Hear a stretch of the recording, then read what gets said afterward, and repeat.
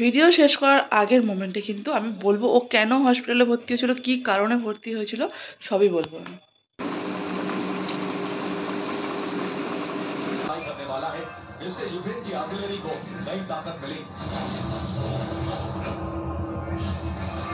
পড়ে গেছে দেখ।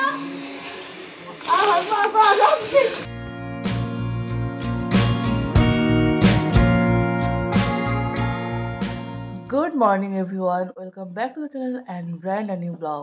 আজ হচ্ছে টুইসডে আর আজকে হচ্ছে 19 মার্চ আর এখন ঘুরিতে বাজছে হচ্ছে সকাল 10:30। তো এখন থেকে তোমাদেরকে সাথে নিয়ে ব্লগটা স্টার্ট করছি। আই হোপ যে ব্লগটা তোমাদের খুব ভালো লাগবে। দেখো আর ব্লগ স্টার্ট করছি ও পেছন দিকে অনবরত হেঁটে যাচ্ছে, কোনো মানে হয়? কি সকাল সকাল এখন ক্যাডবেরি নিয়ে পড়েছে, ক্যাডবেরি খাবে। তোর টিফিনটা রেডি করে দিয়েছি, টিফিনটা খা গিয়ে। আর আমি এখানে সকাল সকাল এই যে ব্রেড নিয়ে নিয়েছি আর এখানে স্যালাড নিয়ে নিয়েছি, সব রকম সবজি দিয়ে, সবজি বলছি অনিয়ন, টমেটো, তারপরে কিউকাম্বার সব রকম দিয়ে একটা স্যালাড নিয়ে নিয়েছি। আপাতত এটা খাই। আজকে ঘুম থেকে উঠতে অনেক দেরি হয়ে গেছে আজকে। আমি সকাল সকাল চকলেট দেবো না, না তুই খেয়েছিলিস কবে? ওটা তো আমি একটা রেখে দিয়েছিলাম ওখানে। যাই হোক চলো, আমি সকালে দেখছি দেখছি দেখছি ওটা ডিপ ফ্রিজে,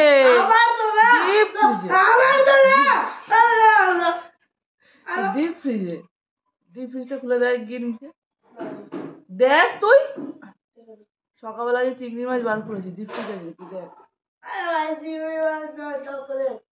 চিংড়ি মাছ বার করার সময় দেখেছি আমি।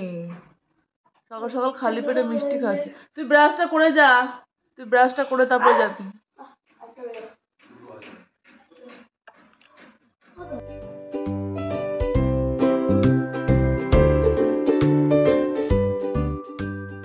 চকলেটটা কোথায়? ব্রাশ হয়েছে,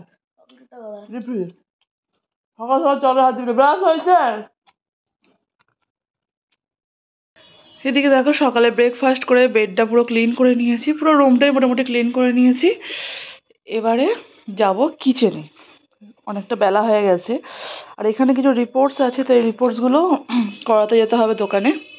আর এটা হচ্ছে সুরজিতের রিপোর্টস, এইগুলো দোকানে জিজ্ঞেস করে আসতে হবে কত কি নেবে না নেবে। তো চলো তাড়াতাড়ি রান্নাবান্নাটা করে নিই, তারপরেই আমি যেতে পারবো। কারণ জিজ্ঞেস করে এলে কী হয়, মানে সুরজিৎ একবারে গিয়ে করিয়ে নেবে। আচ্ছা, এটা হচ্ছে বেলোনা যে নার্সিংহোম আছে ওর সার্টিফাইড বুক এটা। তো এটা ভর্তি হয়েছিল, সুরজিৎ ভর্তি হয়েছিল, তো সেই জন্যই আমার ভিডিওটা অফ ছিল অতদিন ধরে, 1 মাস ধরে। তো বললাম না তোমাদের আগের ভিডিওতে আপ অ্যান্ড ডাউনস গেছে অনেকটা। তো এই বিষয়ে আমি বলবো, অবশ্যই বলবো, কিন্তু ভিডিও শেষে বলবো একদম। তো তার জন্য তোমাদের ভিডিওটা পুরো দেখতে হবে, তোমরা কষ্ট করে ভিডিওটা একটু দেখে নিও। তো আগে রান্নাবান্না যত যা কাজকর্ম আছে করে নিই, জিজ্ঞেস করে আসি।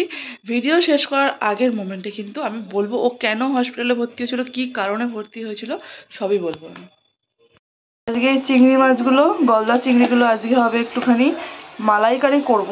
দেখি মাকে বলেছি না স্টিক বার করে রাখতে, তাহলে কি হয় বলো তো, বয়েল করার সময় অন্তত পক্ষে বেঁকে যাবে না, তো ভেঙেও যাবে না। আর এখানে আছে আদা রসুন আছে, আর এটা হচ্ছে তোমার চিংড়ি মাছের মালাইকারি করব, তার জন্য হচ্ছে ক্যাপসিকাম, একটু পেঁয়াজ নিয়ে নিয়েছি। আর এখানে কি আসছি, আর এখানে আছে ঢ্যাঁড়স আলুর তরকারি হবে, আর একটু পটল ভাজা হবে। মা বাবা যেহেতু নিরামিষ, আর একটু মুগের ডাল করব টমেটো দিয়ে, ব্যাস হয়ে যাবে। এই হচ্ছে রান্নাবান্না আজকে। তো চলো তাড়াতাড়ি করে নিই। এদিকে চিংড়ি মাছটা নুন আর একটু হলুদ দিয়ে ভালো করে ফুটিয়ে জলটা, তারপরে চিংড়ি মাছটা দিয়ে দিয়েছি। একটু যদি ফুটিয়ে সেদ্ধ করে নেওয়া যায় তো ফ্রাই করতে বেশিক্ষণ আর লাগবে না। আর এই মাছ যদি একটু বেশি ফ্রাই করো না, তাহলে শক্ত শক্ত হয়ে যায় খোলাগুলো। তো সেই জন্য ভাবলাম যে কম ফ্রাই করেই রান্নাটা করা হয়তো বেটার হবে। তো সেই জন্যই কম ফ্রাই করে নিচ্ছি আমি। আর তেল কিন্তু দেখো অল্প তেল দিয়েছি একদমই। আর যেহেতু অতগুলো চিংড়ি মাছ দিয়েছি, তো সেই জন্য মনে হচ্ছে তেলটা ছড়িয়ে আছে, তেল কিন্তু খুবই কম। আর এখানে এই যে পেঁয়াজ আর ক্যাপসিকামটা ভালো করে সব মশলা টশলা দিয়ে কষিয়ে নিয়ে রেডি হয়ে গেল আজকের গলদা চিংড়ির মালাইকারি।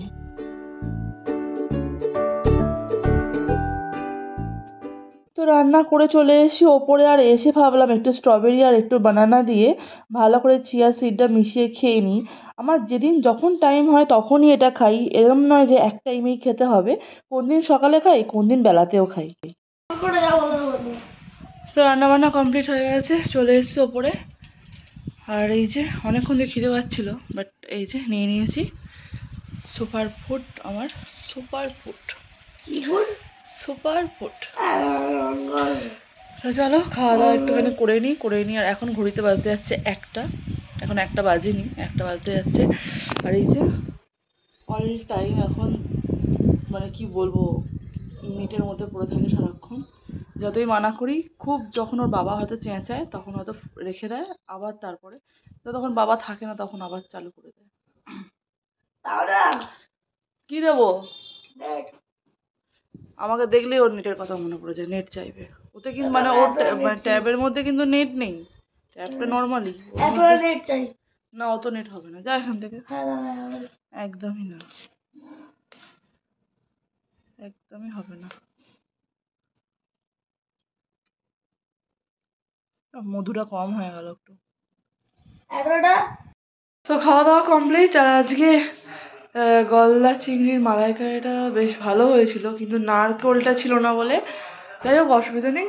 এবার একটা নারকেল, আমি এমনি যে দুধ হয় না, নর্মালি যে আমাদের ঘরে দুধ নেওয়া হয়, তো সেই দুধ দিয়ে এবারে মালাইকারিটা করেছি, কারণ নারকেলটা আমি আনতে বলতেই ভুলে গেছি। সুজিত হট করে বলেছে না, আর মাথা থেকে বেরিয়ে গেছে। কে হারলো? কে হারলো? কি করে হারলো? তোর গুটিগুলো সোফার উপর পড়ে তো। কটা আছে? 44। ওই কটা আছে রে? 44। ঠিক করে গোছাও, আগের দিন না গুছোতে পারিনি, ছাদের মধ্যে নিয়ে গিয়েছিল অন্ধকারে, আর হয়নি ভালো করে। এখন যেহেতু গরমকাল আসছে, সবসময় জুতো পরে হাঁটা সম্ভব হচ্ছে না। এবার খালি পায়ে হাঁটতে গেলে না জায়গাটা পরিষ্কার রাখতে হয়, আর সেই জন্যই ছাদটা যতই আমাদের কাজে দিদি ধুয়ে দিক না কেন, ছাদটা মাঝে মাঝে কিন্তু আমি ঝাঁট দিয়েই দিই, যাতে খালি পায়ে হাঁটতে সুবিধা হয়। ধরবো? ধরবো? হ্যাঁ, তোকে অনেকক্ষণ বলছি এই কাঠটা তোল। কি করছিস তুই? জল দিয়ে ভিজিয়ে, জল দিয়ে ভিজিস কেন? এটা তোল। যা, সাইকেলে চেন পড়ে গেছে দেখ, ওই তো চেন পড়ে গেছে দেখ।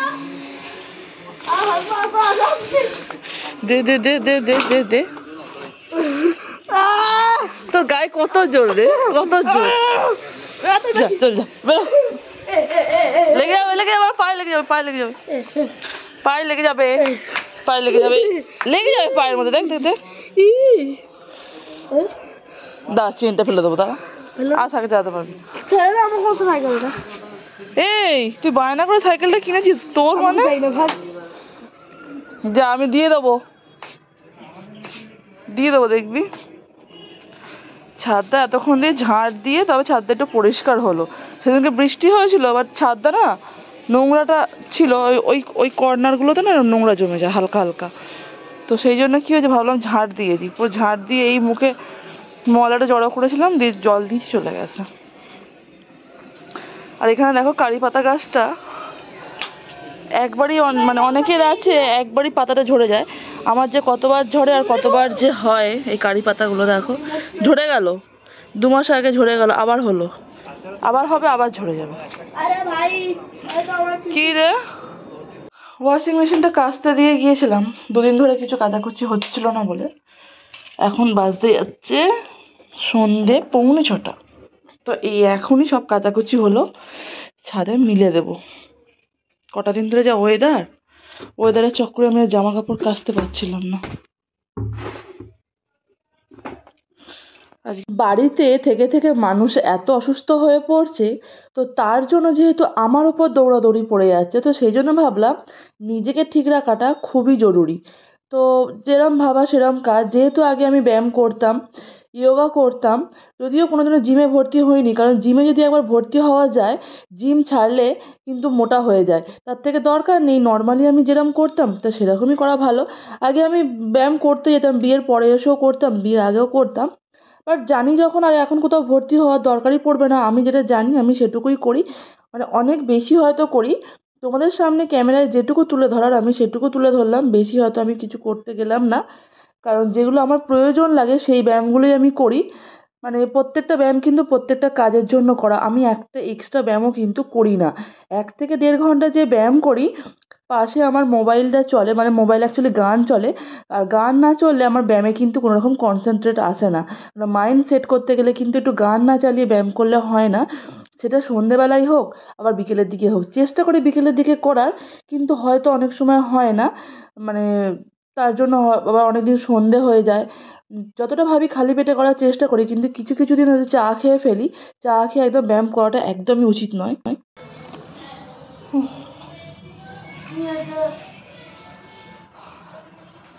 কি করছিস? ড্রয়িং হচ্ছে?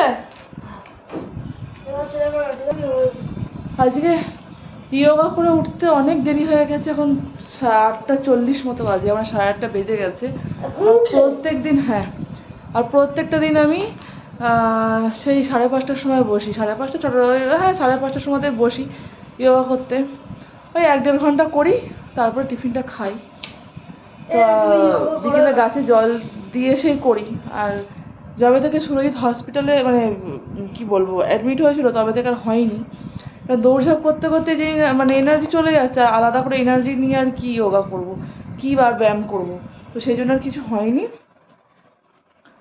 আমি আরও ব্যায়াম করি, আরও যোগা করি, বাট তোমাদের সাথে একটু শেয়ার করলাম, সব কিছু শেয়ার করিনি, কারণ এর থেকে আরও কঠিন কঠিন যোগাগুলো আমি করি, যেগুলো সেগুলো মানে করছিও, 5-6 মাস ধরে করছি। আজকে দেরি হয়ে গেছে একটুখানি। ছেলেকে আবার বললাম ড্রয়িং করতে বসে, ওটা নিচে ফেলে দে। ওই এখন ড্রেস চেঞ্জ করবো, রাতে ডিনারটা বানাবো। আজকে ডিনারে হচ্ছে ঘুগনি আর রুটি, আর কিছু না। মিষ্টি খাওয়া ছেড়ে দিয়েছি, মিষ্টি আর খাই না। বাবা মিষ্টি খাবি তো? আচ্ছা যাই হোক, ভিডিওটা এখন আমি শেষ করতে যাচ্ছি। ভিডিওটা শেষ করার আগে তোমাদের যে কথা দিয়েছিলাম আমি, যে সুরজিৎ কেন নার্সিংহোমে ভর্তি হয়েছিল, কারণ ওর ছোটো থেকেই সর্দি কাশির একটা, মানে সর্দি কাশির একটা ব্যাপার আছে আর কি। যখনই একটু ঠান্ডা লেগে যায়, মানে ওটা সঙ্গে সঙ্গে অ্যাকশান নেয় না, ওই 1 মাস 1.5 মাস করতে করতে ওটা অ্যাকশানটা হয়, তারপর অ্যাকশানটা কি দেখা যায়। তো এটাই হচ্ছে ওর প্রবলেম। আর যখনই ওর সর্দি কাশি হয়, মেডিসিন নেয়, মেডিসিন নিয়ে ঠিক হয়ে যায়, ওকে যখন ডাক্তার রেস্ট নিতে বলে, তখন ও রেস্ট নেওয়ার রেস্ট হয়তো, ধরো ডাক্তার 3 দিন রেস্ট নিতে বললো ওকে, মানে টোটালি 3 দিন রেস্ট। ও সেখানে কী করলো, 1 দিন রেস্ট নিয়ে নেক্সট দিন ও কাজে বেরিয়ে গেল, কাজ থেকে ফোন এলো, বেরিয়ে গেল। স্বাভাবিক, ওর সবসময় কাজ থেকে ফোন আসে, ও কাজে গেলে পরে ওর খাওয়া দাওয়া ঠিক থাকে। তার জন্য তোমরা দেখেওছো আমার আগের ভিডিওতে যে ওকে খাবার প্যাক করে দিতে হয়। তো কাজে বেরিয়ে চলে গেছিলো, তো সেদিনও ঠান্ডাটা লেগে গেছে, তো ওর বুকের মানে কফ জমে গিয়েছিলো আর কি, যেটা আমাকে ডাক্তার এক্স রে করে দেখালো, ভালো করে বুঝিয়ে দিল। তো এই আর কি, তো তার জন্য ওকে নার্সিংহোমে ভর্তি হয়েছিল। ও বেলেনা নার্সিংহোমে ভর্তি হয়েছিল। ও প্রথমে রাত্রিবেলা 11টার সময় ডক্টরের কাছে গেল, তো ডক্টর ওকে রেফার করলো যে বেলেনা নার্সিংহোমে ওকে অ্যাডমিট করার জন্য, আর এসডিও ডিপার্টমেন্টে অ্যাডমিট হলো। অ্যাডমিট হতে ওখানে 2 দিন ছিল। 2 দিন থাকার পরে ওকে জেনারেল বেডে করে দিল। তো ওখানেও 2-3 দিন ছিল। তো ওই কটা দিন মোটামুটি আমি যাতায়াত করছিলাম, আর বাবা আমাকে খালি ওখানে পৌঁছে দিচ্ছিলো। তো ওই করতে করতে বাবারও শরীর খারাপ হয়ে গিয়েছিলো। তো কী করা যাবে, তো আমি ওই মোটামুটি যেটুকু বাবারও কাজ আছে, বাবাকে আমি বললাম তাহলে তুমি হসপিটাল মানে নার্সিংহোমটুকু পৌঁছে দাও আমাকে, তারপর তুমি তোমার কাজে চলে যাও। তো বাবা সেটাই করতো। তো ভেতরে যা বাদবাকি কাজকর্ম সব কিছু মেটাতে হলো। তারপর ওকে একদিন ওকে 5 দিনের মাথায় মোটামুটি ঘরে নিয়ে এলাম ওকে। তো এই সব করতে করতে আর ভিডিও কিচ্ছু বানাইনি। তোমাদের সব কথা আজকে এখানে ক্লিয়ার করে দিলাম। হ্যাঁ, হ্যাঁ, গ্রিন রং আছে, দেখ ওখানে। কোন গ্রিনটা? তো কি করবো, তুমি সব ঘষে ঘষে শেষ করে দাও। ওটা গ্রিন নয়,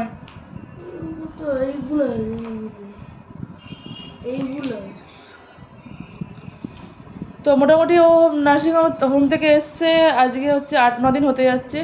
ও আমি আজকে যে ভেবেছিলাম যাবো, ও নার্সিংহোম থেকে এসছে 8-9 দিন হতে যাচ্ছে। তো রিপোর্ট যেগুলো করতে বলেছিল, তো সেগুলো এখনও হয়নি। ওগুলো আশা করছি 2-1 দিনের মধ্যে হয়ে যাবে। তো হয়ে যাক, ও আবার চেক আপে যাবে। তো আবার হসপিটালে ভর্তি, চেক আপ বলেছি আমি, ও আবার চেক আপে যাবে, কারণ রিপোর্টগুলো তো নিতে চেক আপে যেতেই হবে ওখানে। এই হচ্ছে ব্যাপার, আর কিছু না। কারণ ছোটো থেকে যেহেতু ঠান্ডার ধাত বুঝতেই পারছো, সেখানে আমার কিছু করার থাকবে না, যতবার ওকে হসপিটালে অ্যাডমিট করতে বলা করবে। ব্যায়াম করতে ডাক্তার বলেছে, ব্যায়াম করে না, কিছু করে না, জানি না ও সারাক্ষণ এখনও আমি ব্যায়াম করে ফেলি, ও বসে থেকে ফোনই দেখে। তো কী বলবো আর। তো চলো আজকে ভিডিওটা আমি এখানেই শেষ করছি। ভালো লাগলে প্লিজ একটা লাইক কমেন্ট করে দিও আর আমার চ্যানেলটা সাবস্ক্রাইব করে দাও। তোমরা একদম সাবস্ক্রাইব করছো না, খালি ভিডিওটা দেখছো, দেখে চলে যাচ্ছ। প্লিজ আমার চ্যানেলটা সাবস্ক্রাইব করে দাও। আবার দেখা হচ্ছে নেক্সট অন্য কোনো একটা ব্লগের সাথে। তো চলো আজকের মতো এখানে টাটা অ্যান্ড গুড নাইট।